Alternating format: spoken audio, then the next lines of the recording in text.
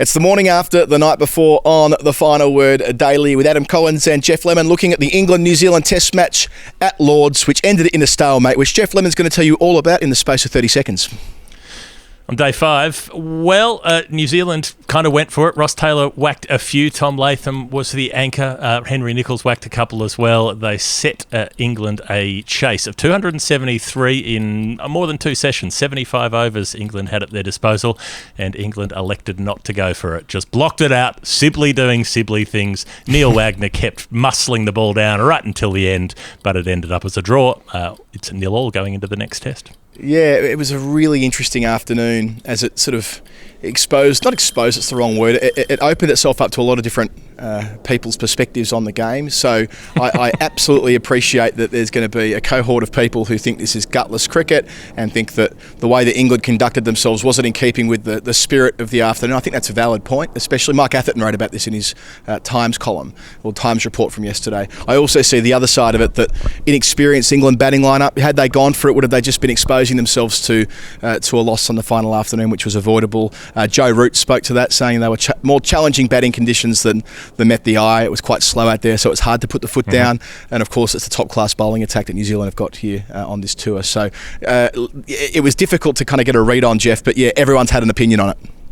I kind of enjoyed the way that people were proving their cricket credentials with their opinions. You know, it's very much like, have you heard of this indie band that I've heard of that you haven't?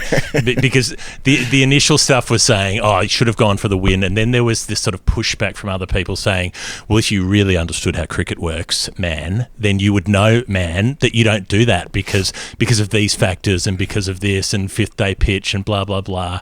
And, you know, both of the arguments have something for them. But the thing that really gave me the squirts was this kind of idea that, you know, you mentioned it briefly, that because this England team wasn't experienced enough, those players couldn't go for a win. That is nonsense. If they've been picked in a test team, they have to be good enough to play international cricket, and that would include doing things like scoring runs in the fourth innings. So I thought that excuse sounded like a pretty gutless excuse, but I didn't think it was necessarily gutless not to go for a win. It was just conservative and pretty boring. Yeah, in favour of going for it, I suppose, where it was a fifth-day pitch, but not really a fifth-day pitch. So much cricket was lost, not only on the washout, but also, I think, was it like nearly 35 overs or something like that across the test match in overs not bowled. So it didn't look like a fifth-day pitch. It wasn't as though they were dealing with a spinner ragging it out of the rough. Mitchell Santner doesn't play that role anyway at the best of times. He's a more holding spinner.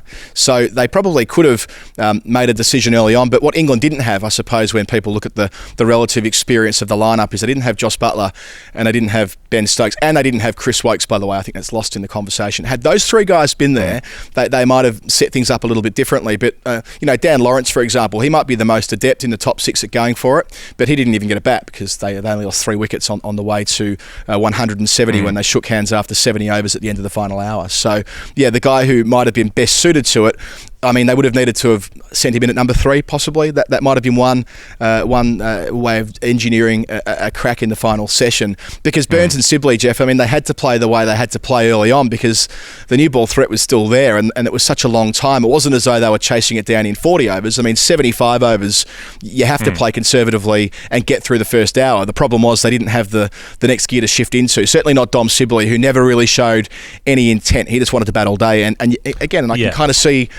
see that as well. I see why he'd want to play himself into some form and do what he does best, which is occupy the crease for hour after hour, which at its best can be quite effective for England.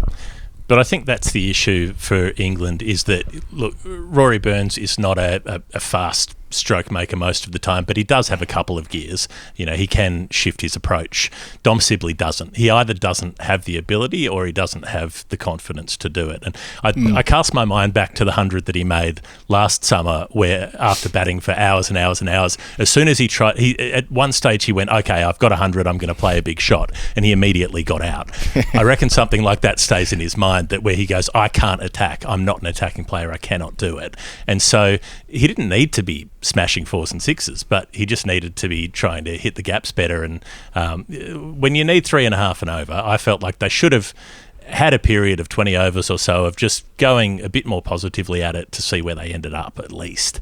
And that's what didn't happen. That's what wasn't there. Shutting up shop after, had they found themselves in a more difficult position, would have been understandable. But not bothering to go for it. When you send in Sibley to open, you're almost saying from the outset, we're not going to bother to chase this, because unless he gets out early, you cannot chase it. And he ends up at a strike rate of 20-something through the test innings, which kills it. So he's got the ability to make sure that you don't lose the game, which he did with his 60 not out. But he has the ability to ensure that you cannot win the game, and that's what he did.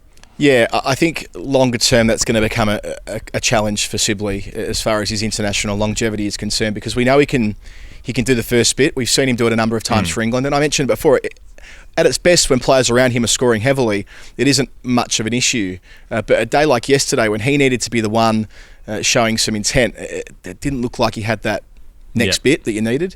And sure, he was coming in off a pair, and look, I wouldn't say his spot's in jeopardy, but a broken finger meant that he missed 5 or 6 weeks of county cricket. Like, he's only just kind of getting back in the groove of things now. So, yeah, a strange way for it to peter out. Shiel Berry was saying that, he compared it to the victory test matches in 1945. There was an expectation that the players would go about it a certain way, and this wasn't in keeping with that. That is to say, had they been thinking about entertainment alone, of course they would have gone for it, but they're looking at the bigger picture. Joe Root flagged the fact that they can win the series next week. Whilst that's true, I think in a way I'm gratified by the fact that the broader conversation was, well, there's no World Test Championship points at stake. I actually think that's kind of a good thing, that people are saying that WTC tests mean more. Yep. I'm not saying that that they aren't a unique one-off event in their own right. Everyone loves a test match, irrespective of the circumstances, but it feels good that even after 2 years, people are already thinking about WTC test matches as being more meaningful. Yeah. And again, I feel it feels sacrilegious saying it that way, but it's also kind of a good thing too that there is this framework around Test cricket now, including a point structure, which we get back into after the final next month. There is an understanding that there's something additional at stake. There's more of an argument for playing conservatively, which there isn't necessarily in this case. And I think a draw in itself is a worthy thing to aim for when you can't win the test match. But I think when you have an opportunity to win a test match and you choose not to bother, you choose not to take a risk, that's when it starts to get up the nose. So the other side of that is that New Zealand were so admirable in what they did. Came out in the morning, pushed on, went for it quickly. Ross Taylor hit a couple of big sixes, had enough of a swing to get themselves enough in front. And then they got rained off before the lunch break, but they said, well, bugger it, that's enough. They're not going to... having 270 in the bank is pretty handy on the last day of a match, and so we're going to give ourselves the best chance to bowl England out, and I think they should be applauded for that. Yeah, I completely agree. I really misread that. When we spoke at Stumps must have been Stumps Day 4, Geoff, I thought, well, New Zealand have a player like Latham who's in and Ross Taylor who's coming, who isn't in particularly great nick. Well, why wouldn't they let those guys bat all day and look at the bigger picture with the final against India coming up in 2 weekends' time? But they went, no, stuff it. We want to win a test at Lords. And if it means declaring a fraction prematurely compared to what we thought, losing those few overs before lunch, you're like, oh, well, stuff it. We're giving ourselves 2 sessions to bowl them out. And if it means risking a loss to win, well, so be it. So, yeah, it was a commendable performance from them. It reminded me of many declarations in the 90s where teams were more conditioned to throwing up a sort of high 200s rather than what we see these days, post, I suppose, the T20 revolution, where sides aren't that comfortable leaving any fewer than about 350, 380 even. And I suppose Brisbane will live long in the memory for a team like Australia in that frame. But nonetheless, I think Williamson's credentials as a captain have been enhanced once again. It's just a shame that there wasn't enough in it from England's perspective for them to have a ding-dong battle all the way to the finish line, because New Zealand deserved that. And the other part of that was at the other end of the day when Williamson could have shaken hands with an hour to go, but he elected to keep going because he said, well, we've got 15 overs left. Neil Wagner had knocked over Joe Root. He was like, okay, if we get a couple more, we could run through them. Some panic could go through the ranks. We might win in 15 overs. And so they kept going. And I thought that was particularly admirable to to not give up on the win. You know, it's odd when you listen to commentary, particularly how many cricketers seem to think that cricketers don't want to play cricket. They're all saying, "Oh, these guys up on the balcony, they won't want to be called in to bat next." Well, I mean, a player like Bracey on debut, he probably does want to go and bat because he'd want to be out there in the middle. So I don't understand the sort of idea that you should try to call off the match at the earliest possible instance, because we've seen collapses happen in very quick time. Oh, you're absolutely right, but I also think that cricketers love nothing more than not playing cricket. I mean, I know from my perspective, rained out days were the best kind of days. I mean, that's obviously wrong and completely defeats the purpose, but that's how we're hardwired, regrettably. Geoff, in terms of players of the day, there's a few to choose from. We should note that Ollie Robinson picked up 7 wickets for the match, made 42 with the bat. He was given the responsibility of bowling at the start of play yesterday instead of James Anderson, which I didn't expect. I thought there's a bit of humidity in the air. I thought they'd give the ball to Jimmy, who only bowled 4 overs before lunch, and Robinson picked up another wicket on the way through. So a fine debut. However, he has been already omitted from the second test. The ECB said that after the first test they'd make a statement about what they were going to do with Robinson after his tweet surfaced on afternoon 1. So he's missing Edgbaston. He's out of the bubble, and the investigation continues, in short. So some have read that as, he's being cancelled out of test cricket. It's all over for Robinson. The woke brigade have got him and all the rest of it. Well, that's clearly not true, because all they've said is he's missing next week. There's been no broader statement about his career going into the future. And I mean, does anyone really think that Ollie Robinson won't be playing the first test match at the Gabba in 6 months' time? I mean, of course he will be.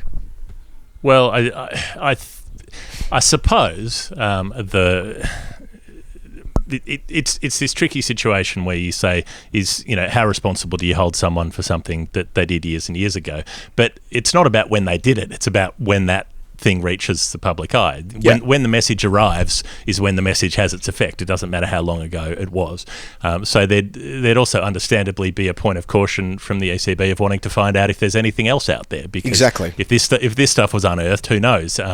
They can't. It was untenable to not take any action against him. It's untenable to say, oh, well, he was young and silly at the time, and so it just doesn't matter now. Something had to be done in order to show people who were affected by it that something had been done. I mean, it's symbolism is important sometimes. There's the reason why symbols are powerful within a society.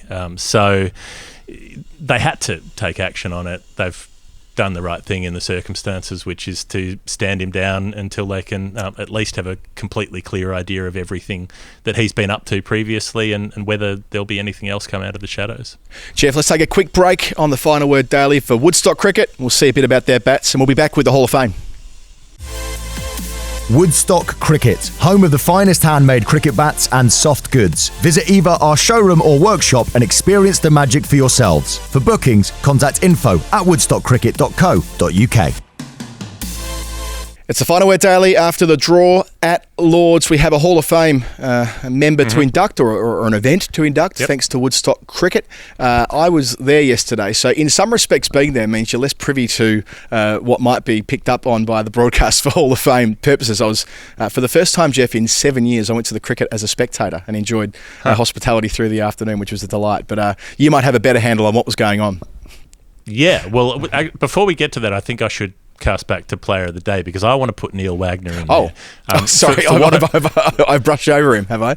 Let's do it. For what I foreshadowed earlier, the fact that, right through into the last hour of the day, he wasn't thinking, I need to conserve my energy for a test in 3 days' time. He was thinking, how do I produce one of these Neil Wagner fourth innings spells and run through England and win this test match? And when he nailed Joe Root, it was with an absolute beauty. And it was the fact that that whole late spell from Wagner was pitched up. He didn't do his usual bouncer barrage. He pitched the ball up. He got it swinging. He got it. The ones that didn't swing, just angling across the right-handers and going away from the outside edge. Others swinging into the pads. He got Root. He nearly had a couple of other LBWs that were just a bit too high or just going down. And it was a prodigious spell, a prodigious effort from a cricketer who always puts in. But the fact that it was in that last hour of the day in a match that seemed to go on and he still wanted it, I just loved that. Yeah, absolutely right to say that. I think that the way that New Zealand set up their attack when Trent Bolt's back in the mix will be really interesting, because, I just don't see them not playing a spinner against India. So Santner's going to play. So with that in mind, I can't work out who they'll omit. Yeah. Surely they have to play a better spinner, though. I mean, Santner, he had his finger cut open on day 5. He was bleeding constantly and staunching the blood on his trousers. He couldn't grip the ball. It kept floating up out of his hand in huge full tosses. He's not a great bowler anyway, but if he's hampered and bowling the way he is, like, surely they've got to have a spinner who is more likely to take wickets, given Santner's record over a long period of time. Or I suppose on the other side of the equation there, that Kane Williamson's permitted to bowl again. His action was cleared in 2019. I'm not saying he's a world beater, but if they're looking for a holding bowler and they want to get 4 quicks in when Bolt's around, that might be the other way they arrive at this, with Watling already kind of playing up the order as a number 6. I mean, there are a couple of different combinations they've got, but yeah, it's a great problem to have that Wagner, Jameson, Bolt and Southey will all be presumably available for selection in the final against India. Yeah, and Tim Southey, coming off a vintage Test match performance as well. For Hall of Fame, Poncho Guy has to get a mention. You would have picked him up on the big screen, because I've rarely seen a reaction from a crowd to one person in the audience as full throated as that. Yeah, it was wonderful. So I think there were 6,000 people there yesterday or something like that. And because they're spread around, it makes, it's good. We saw it at the MCG, Geoff, late last year, that 30,000 people in the G on a day, like at a football game, sounds not very good because they're all in certain pockets of the ground. But at a Test match, when they were all forced to be spread for COVID reasons, they make quite a lot of noise. And the same applied to Lords yesterday, I thought. So when Poncho Guy came up on the screen and the MCC, Poncho ran the wrong way, I mean, everyone could see what was happening apart from him. It was beautiful stuff. So yes, he'd be a worthy member of our Hall of Fame. So if you haven't seen it, first he had his poncho on backwards, then he had it take off, then he was trying to get it on again. Just this incredible process that it was like several minutes of interpretive dance almost before he finally got through the right way. And when he popped through the right way, literally the whole ground applauded him. It was a beautiful, beautiful thing. So, and aside from that, I think my other Hall of Fame nomination would be that in the last 20 minutes or so of the day, when nothing much was happening, you could tell from the commentary, because instead of talking about the Test match, they were talking about the Shawshank Redemption, and also the movie Cocktail, and there was a long debate between, I think, Rob Key and Simon Doull about whether Andy Dufresne's poster would have been blowing around in the wind from the tunnel, and thus whether it was a plausible plot device. So various theories on physics and laminar flow of air. Doesn't that really date those two fantastic commentators who are both great blokes as well, that they are such 90s 2000 players that their best reference point for films is Shawshank Redemption, as is with so many professional sports people over the years. I love it. Beautiful little I'm going to have to go back and find the commentary. Every male athlete for about 20 years said the Shawshank Redemption is his favourite film. No question. Whether or not he'd seen it. No, fantastic. Okay, so Shawshank Redemption in the Hall of Fame and Poncho Guy, that'll suit me down to the ground. Geoff, let's put a full stop on the Final Word Daily for the first Test match. We'll be back with our weekly show, our long-form show. If you're new to what we do, we make 2 long programs a week.